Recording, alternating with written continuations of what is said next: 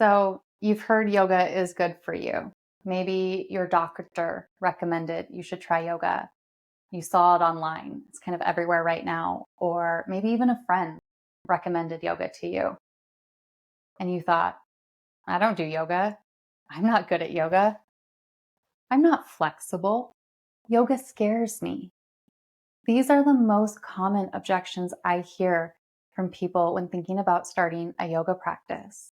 But truly, starting a home yoga practice can change your life. It can be the self care ritual that you've always been looking for. Yoga has so many benefits. There's been so much science to prove and back what the yogis have known for thousands of years. But you might not know where to start or what yoga even really is. And that's what I want to share with you in this video. I've recorded 20 videos sharing how I started my home practice.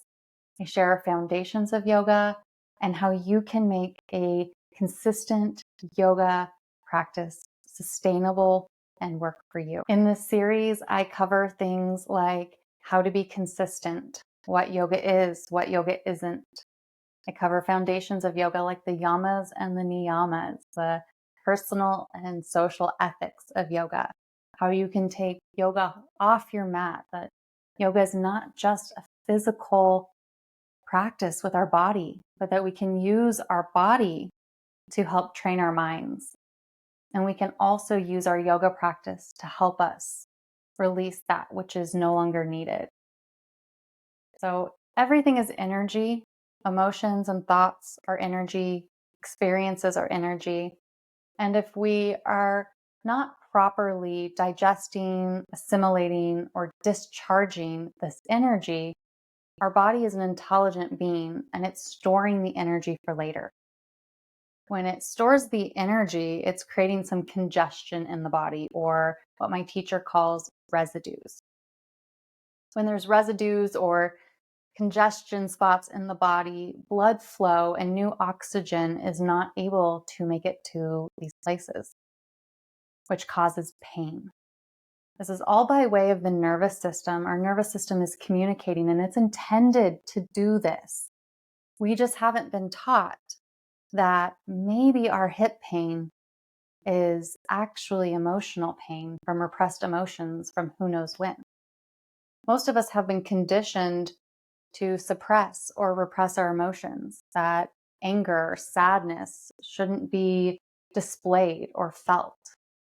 And when we've been conditioned, then feeling our emotions can be scary.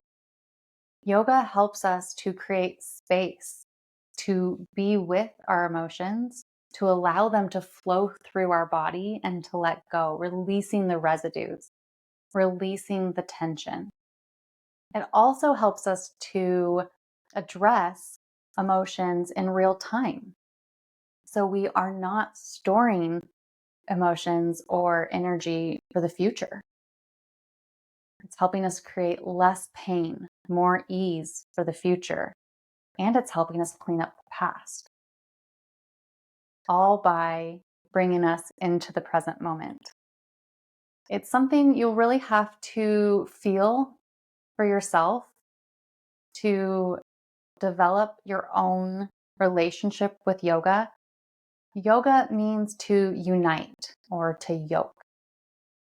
So when we are in yoga or we're in a yoga practice, we are uniting body, mind, and spirit or soul or self energy, whatever you might call that.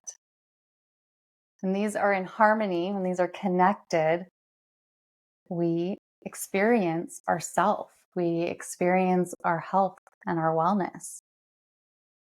Yoga helps to balance the energy in our body, to bring us into a homeostasis state, regulating our nervous system back to that safe home from fight or flight or from fawn or freeze. The benefits of a home yoga practice are incredible, but you might worry that you'll do it wrong if you're not in the presence of a live teacher. And I want to encourage you to release the need to do it right. If you're feeling it, you're doing it. A couple key things here are if you're feeling pain or strain, that's a sign to back off. If you're feeling discomfort without pain, then you might be touching into something important and you might want to explore that. When I first started my home yoga practice, it was about a decade ago, a little more, and I just wanted to move my body without having to go out into the winter temperatures. Ugh. And so it wasn't about creating this lifestyle or trying to feel a certain way. I had no idea what I was doing or the benefits that would infiltrate my body and my mind. So it's okay if you just want to show up to your yoga practice to move your body or to try something new.